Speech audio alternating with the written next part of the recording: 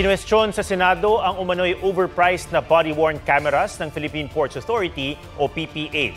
Sa budget hearing ng Department of Transportation, pinuna ni Senator Raffy Tulfo ang pagbili ng 191 units ng body cam sa halagang 168 million pesos noong 2020.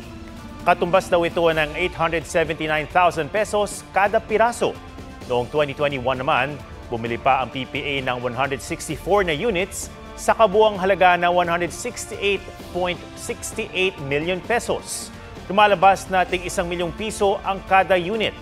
Punto ni Tulfo, nakabili ang PNP ng 135,000 pesos per unit na body cam. Paliwanag naman ng PPA, sa pamamagitan ni General Manager Jay Santiago, hindi lang kamera ang sakop ng mga kontrata.